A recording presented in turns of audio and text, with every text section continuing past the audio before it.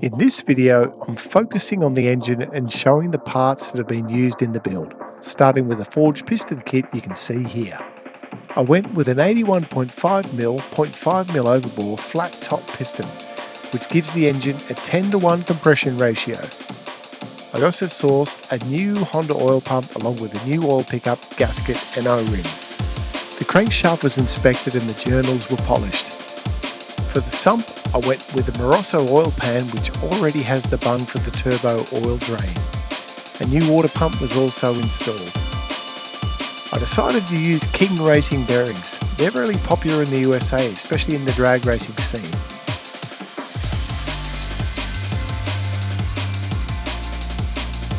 Here's a shot of the pistons assembled to the forged H-beam conrods. A Honda block girdle from the B18C engine was installed to give the blocks some added strength. I also used a new Honda oil pan gasket and a new timing belt tensioner bearing.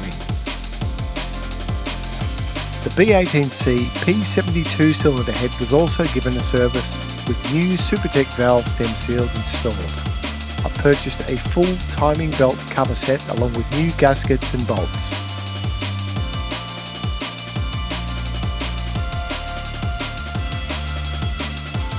I also sourced a Skunk 2 billet VTech solenoid housing.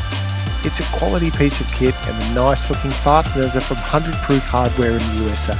New Honda VTech solenoid gaskets were also used. For the clutch, I went with an Exedy Sports Ceramic clutch kit, which is designed to handle the power this engine makes.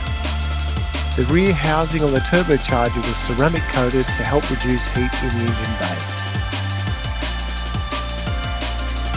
I also sourced a new distributor cover from Honda. I wanted the engine to look its best, so everything was cleaned up and painted in high temperature engine enamel with a high temperature clear coat.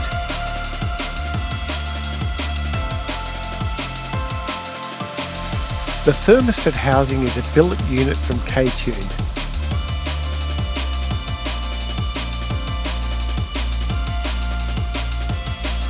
The clutch slave cylinder is also from K-Tuned.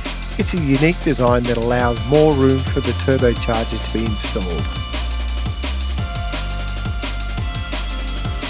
And nothing beats the quality of a Honda oil filter.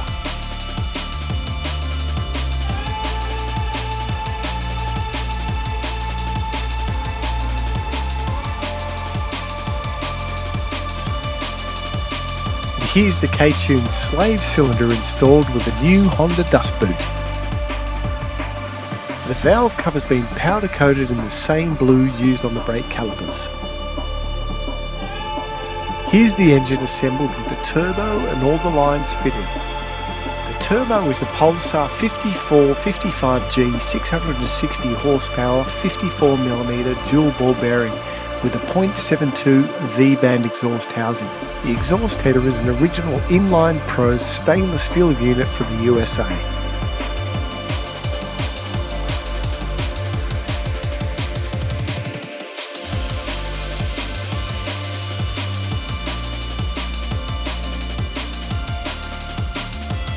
The wastegate is a Turbosmart Gen 5 UltraGate 38.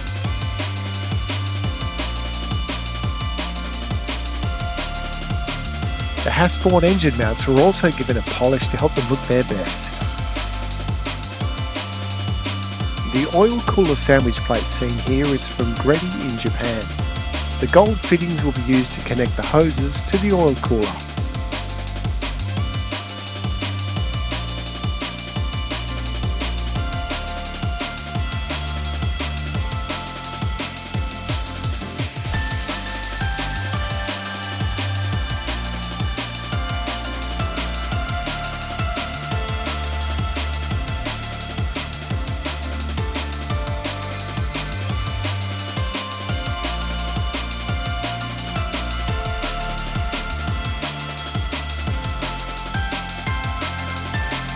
And the billet fuel rail is from AEM with a matching adjustable fuel reg and a Go Fast Bits pressure gauge. The injectors are 600cc Bosch EV14s. The engine's looking really good and I can't wait to see how it all looks sitting in the freshly painted engine bay. Here's some footage of the headliner that I promised.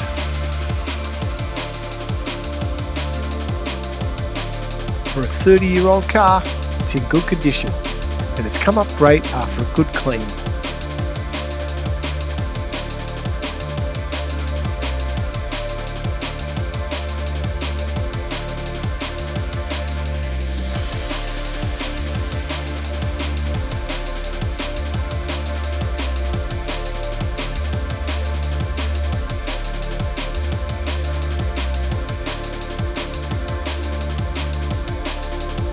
The rear hatch area is looking nice as well, with the new spare wheel cover that I had made from MDF and covered in matching grey fabric. In the next video, I'll have some footage of the engine installed in the bay.